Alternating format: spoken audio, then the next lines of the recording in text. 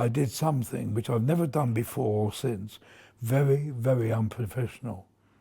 I leapt out my seat and punched the air as if West Ham had scored a goal. Did you miss? I missed. I couldn't hit a barn dog. The Rumble in the Jungle was the most bizarre event I ever covered. Don King, alongside some very sinister-looking men from Zaire, he announced that Foreman would next defend his title in Kinshasa, Zaire. We nearly fell off our chairs laughing. Where is Kinshasa? Where is Zaire?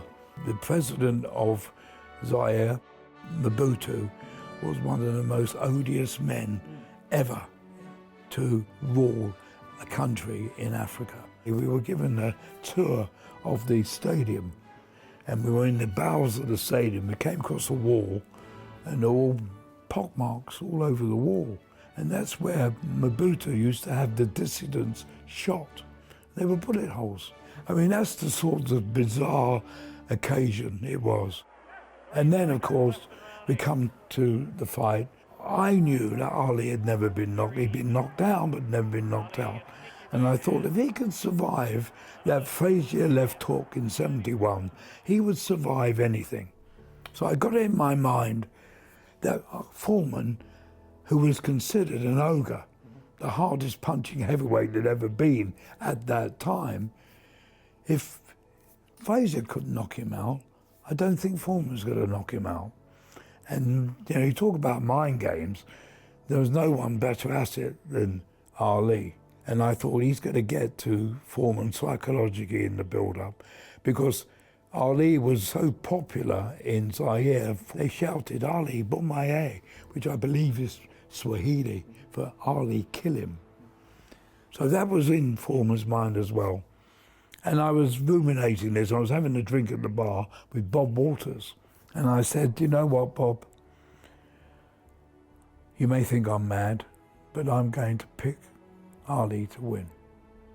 And he said, I don't think you're mad, because I'm going to pick him to win as well. And I said, why are you picking him to win? He said, because Foreman's got no stamina. Now this fight was in Zaire, very, very hot, even at 4 in the morning, hot and humid. And Bob told me he was covering a Foreman fight against a light heavyweight called Greg Peralta. I think it was somewhere, I think it was in California. And it was a 10-round fight, and Foreman was winning easily, but he was so exhausted at the end of the 10th round, he didn't want to come out. He was so tired, he couldn't lift his arms.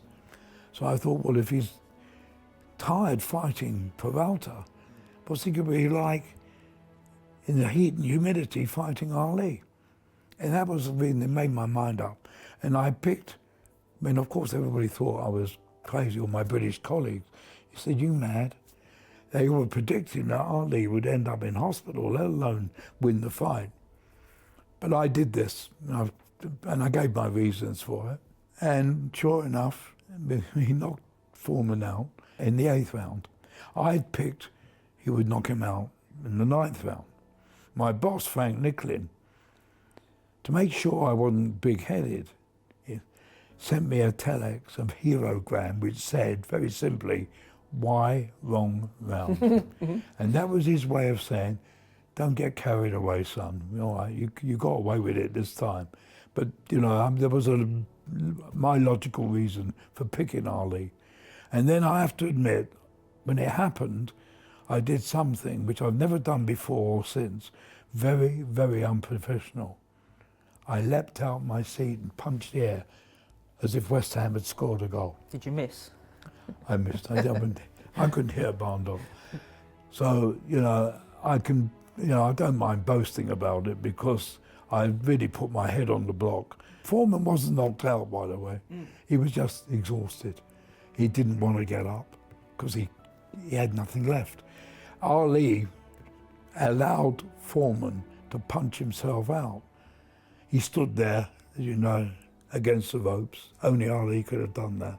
And Foreman was a really powerful man. I used to see him punch the heavy bag and put a big dent in it every time he hit him with the right hand, hit the bag. So he stood there, and in the end, he couldn't lift his arms, and he knocked him out.